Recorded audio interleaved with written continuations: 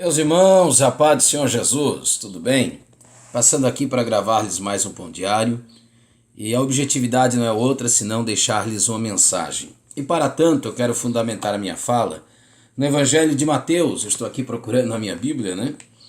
Mateus capítulo de número 16, e se não me falha a memória, versículo de número 13. Mateus capítulo 16, verso 13. Hoje, na parte da manhã, após a nossa oração matinal, meu devocional com Deus, eu estava orando a Deus acerca de algumas pessoas, acerca de algumas coisas, até que Deus me trouxe elucidações que eu quero passar-lhes, fundamentado nesse texto. Alguns amigos, irmãos, alguns inscritos aqui no canal, outros seguidores de Twitter, enfim, pessoas que nos acompanham, pessoas que nos abençoam, já disseram-me, e eu vou concordar com eles, que eu preciso melhorar o cenário, melhorar a iluminação, a gravação. Só que o propósito deste canal, como já diz a descrição, é um canal para quem gosta de Bíblia. Então eu não sou profissional no designer, não é essa a finalidade aqui. Pode ser, né? Seria interessante que houvesse melhorias. Alguém já me disse que quando olha um vídeo no YouTube e vê que o cenário foi descuidado, então alguém diz, talvez não seja um bom vídeo. Mas como meu propósito é atingir, pelo menos inicialmente, as pessoas que já nos acompanham, que têm a nossa linha de pensamento, eu não tenho tido isso como prioridade.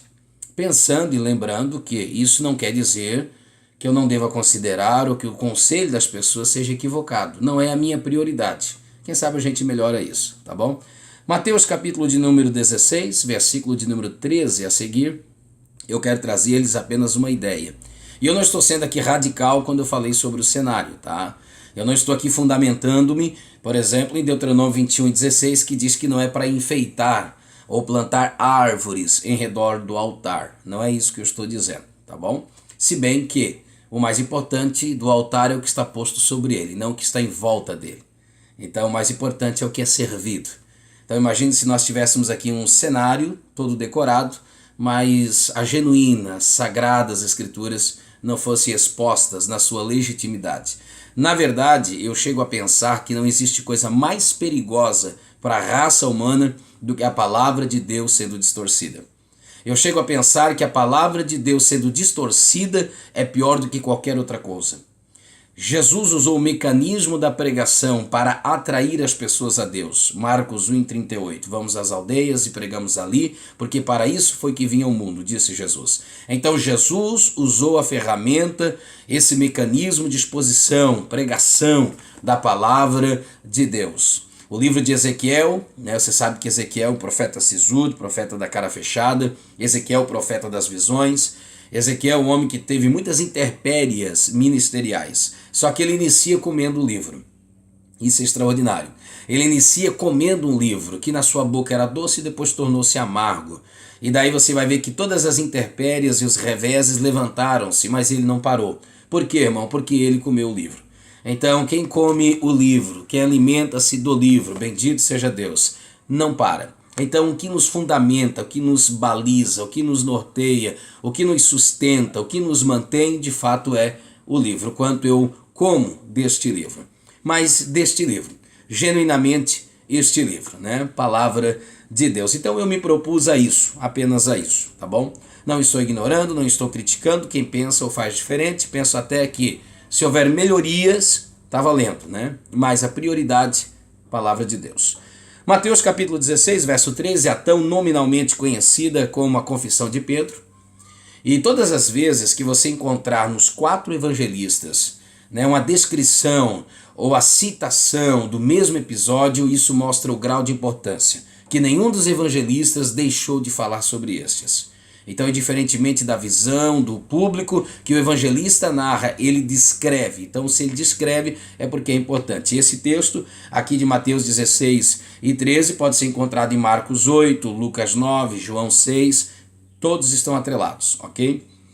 Mateus 16 e 13, quando diz, isso liga ao fato anterior, chegando Jesus às partes de Cesareia de Filipe, não é aqui a objetividade do nosso sermão, mas se você um dia quiser conhecer melhor, estude a geografia, você vai entender o verso 18, quando Jesus disse, eu te digo que tu é Pedro, mas sobre essa pedra ficarei minha igreja. Isso é uma outra história. Mas quando ele chega a essa parte, quando ele chega exatamente aqui, nessa terra mística, né, na Cesareia de Filipe, uma terra tão histórica, ele interroga os seus discípulos dizendo, a interrogação dele aos discípulos dizendo, quem dizem os homens ser o Filho do Homem? Eu acho interessante porque ele pergunta isso aos discípulos. Quem dizem ser os homens, ou melhor dizendo, quem dizem os homens ser o Filho de Deus?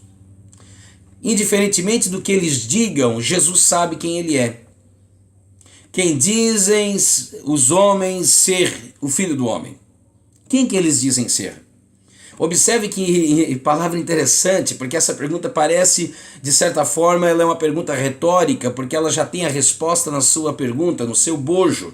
Você observe, antes que Jesus ouça que os homens digam a seu respeito, ele já está dizendo, usa o verbo ser o Filho do Homem. Jesus está dizendo, indiferentemente do que eles digam que eu seja, eu sou o Filho do Homem. Eu quero saber o que eles dizem ser, mas saibam que diferentemente do que eles digam que eu sou, eu sou. Eles podem dizer o que quiserem ser, mas eu sei o que sou. E o que sou é definido por aquilo que sei. E o que sou não é definido por aquilo que dizem que ser, porque dizem ser.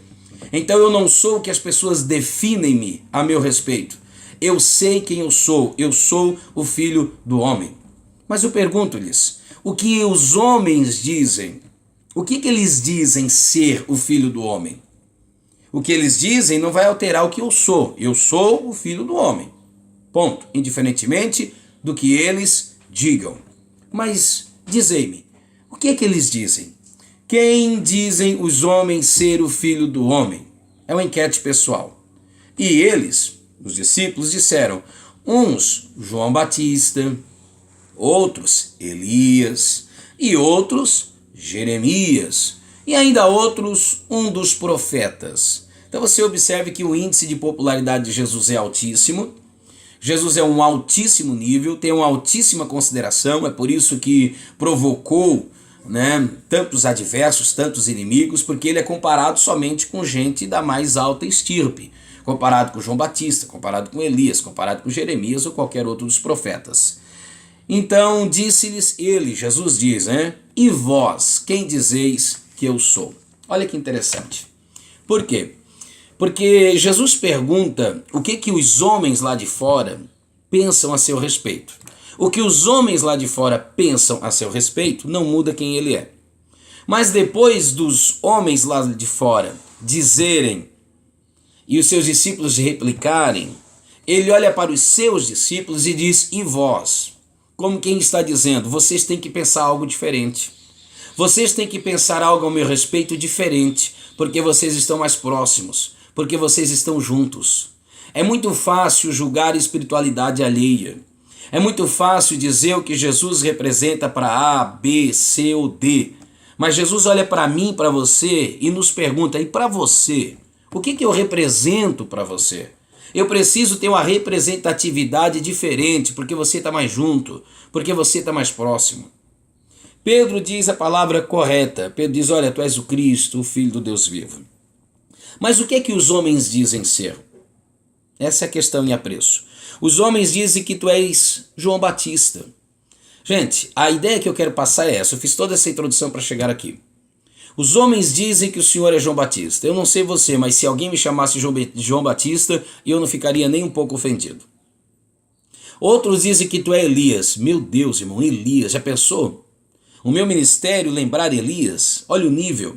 Outros dizem que tu és Jeremias. Olha o nível. Nada de mal.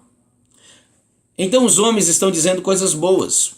Porque dizer que ele assemelha-se a Jeremias, Elias, Jeremias ou qualquer outro dos profetas não é nada ruim. Então os homens estão falando de bem, mas eu estou falando o que é certo. E é aqui que está o ponto X da questão pela qual eu gravei esse pão diário. Eu fiz essa introdução para dizer-lhes isso. Há coisas que são boas, mas não são certas. Pegou? Vamos de novo? Há coisas que são boas, não são ruins, são boas, mas não são certas.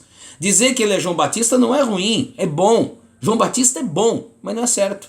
Dizer que ele é Jeremias não é ruim, é bom, mas não é certo. Ele não é Jeremias. Dizer que ele é Elias não é ruim, é bom. É bom ser. É bom estar nesse bojo, nesse comboio, onde tem João Batista, onde tem Elias, onde tem Jeremias. É bom, mas não é certo. Ser um pai bom nem sempre e necessariamente quer dizer que isso seja certo. Ser um pastor bom não necessariamente quer dizer que isso seja certo. Às vezes você se julga bom por ser tolerante. Às vezes você se julga bom por ser generoso. Às vezes você se julga bom por ser aplicado. Mas isso não quer dizer que esteja certo. Você está entendendo isso? Às vezes eu, como pai, na condição de pai, quero ser um bom pai. Mas não basta ser um bom pai, precisa ser o pai certo. Não basta ser um bom pregador, ter uma boa mensagem. Eu preciso pregar a mensagem certa. Eu sou tentado na qualidade de pregador, de pastor, na qualidade de líder, na qualidade de formador de opinião. Eu sou tentado a falar coisas boas, agradáveis, palatáveis, boas de serem ouvidas. Mas nem sempre isso é certo. Então, mais importante do que pregar o que dá certo, eu preciso pregar o que é certo. Então, mais importante do que ser alguém bom é ser alguém certo. E ser certo às vezes não é bom. Ser certo às vezes não é agradável. Ser certo às vezes não é ser educado. Ser certo é ser honesto.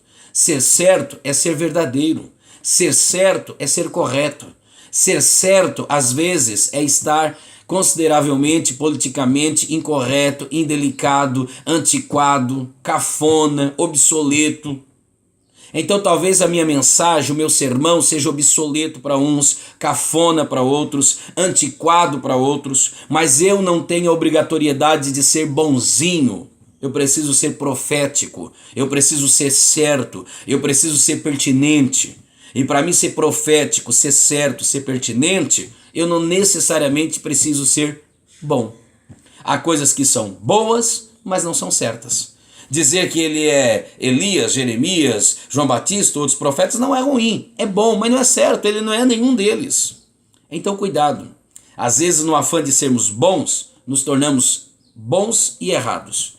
Eu prefiro ser ruim para as pessoas, ruim na concepção delas, ruim no entendimento delas, mas ser correto, mas ser certo.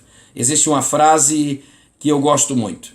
Que frase é essa? Eu prefiro ser odiado por falar a verdade do que ser amado por falar mentiras. Entre ser mentiroso e amado, eu prefiro ser verdadeiro e detestado. Desculpa se isso não é agradável de ouvir, mas isso é certo. É bom ouvir isso? Não, mas isso é certo. Tá bom? Bom ou certo? O que é melhor? Que Deus te abençoe em nome de Jesus. Amém. Esse é o nosso Pão Diário. Deixe seu like, inscreva-se no canal. Se você gostou, talvez não daquilo que você ouviu, se você até nem gostou por não ser bom, mas você acha que é certo, divulgue isso, ok? Replique isso, compartilhe isso. Que Deus te abençoe em nome de Jesus. Amém.